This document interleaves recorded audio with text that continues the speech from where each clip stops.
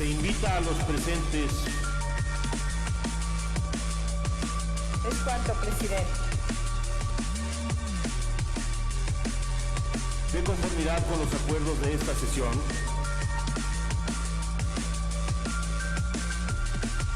Cierres al sistema electrónico. Con su venia, diputado presidente. Adelante, diputado. El Grupo Parlamentario del Partido de la Revolución Democrática expresa su firme rechazo al dictamen que hoy se nos presenta por las siguientes consideraciones. El dictamen que nos ocupa, en términos generales, bajo el argumento falaz de generar mayor turismo y un incremento en la derrama económica, de disminución de costos aduanales y de mejoramiento de los tiempos de tránsito internacional, nos presenta una serie de modificaciones que ponen en grave riesgo a nuestra seguridad nacional y a la vida y la integridad de los habitantes del territorio mexicano.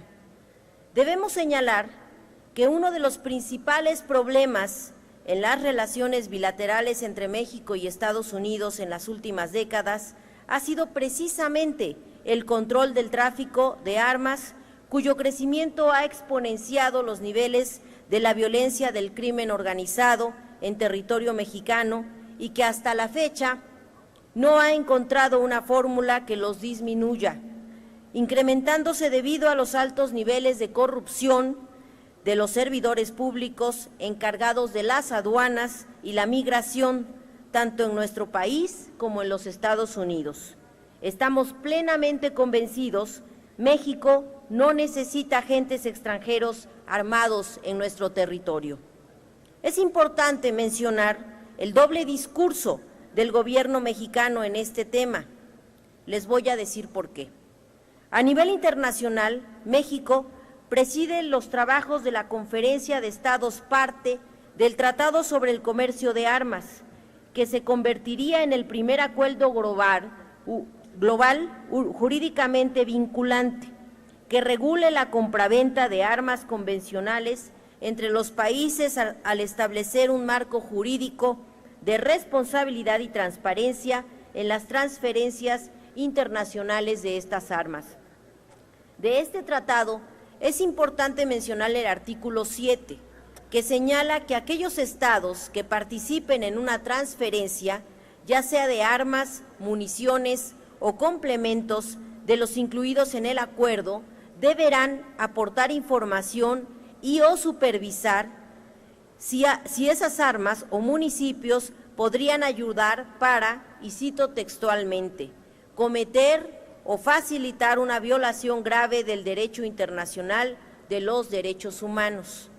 Esta imposición es de suma importancia porque representa una limitación expresa para evitar que las armas que ingresan a un país puedan ser usadas para cometer violaciones a los derechos humanos, como ha sucedido en los años recientes en nuestro país, donde se han introducido armas provenientes de Estados Unidos y estas han sido utilizadas por la delincuencia organizada para cometer masacres, desapariciones y un sinfín de delitos en contra de la población civil.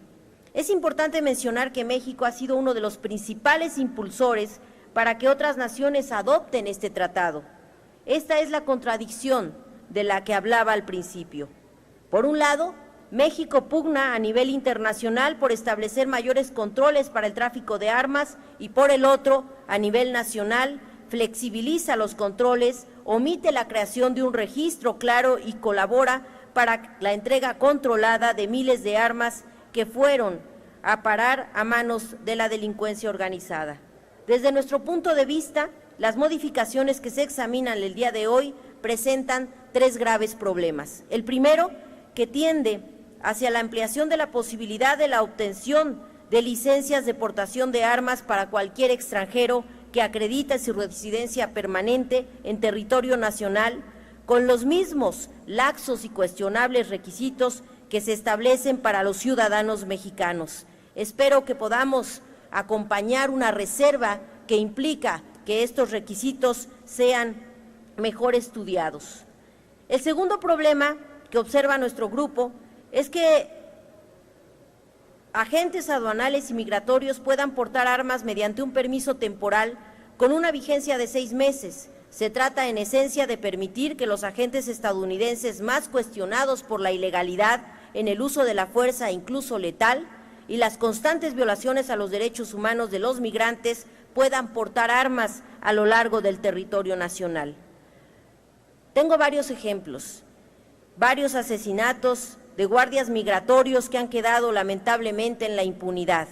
El caso del 7 de junio en 2010, donde a un niño, a Sergio Adrián Hernández Huereca, de 14 años, recibió un disparo en la cabeza por haber aventado piedras a un agente, y esto quedó lamentablemente en la impunidad. O citemos otro ejemplo, también se pretende el otorgamiento de estos permisos a través de acuerdos interinstitucionales, la mayor parte de ellos de carácter reservado y que en el pasado han constituido experiencias desastrosas para nuestro país, como el operativo Rápido y Furioso, que introdujo al territorio nacional miles de armas que al final únicamente sirvieron para generar más violencia. Adicionalmente, debemos señalar que acuerdos interinstitucionales como los que se pretende implementar han permitido la operación de agencias de seguridad norteamericanas en todo el territorio mexicano y que tienen su base de operaciones en la llamada Oficina Binacional, aquí en el corazón del país, en la Ciudad de México. El tercer problema de estas reformas es que los agentes de seguridad de mandatarios extranjeros puedan ingresar armados al territorio nacional para garantizar la protección de estos jefes de Estado durante las visitas que estos realicen a nuestro país. Este es, sin duda alguna, un asunto de seguridad nacional, así consignado por la propia ley en la materia, y consideramos que es obligación del Estado mexicano atender estas necesidades y brindar la seguridad indispensable para aquellos mandatarios que nos visiten.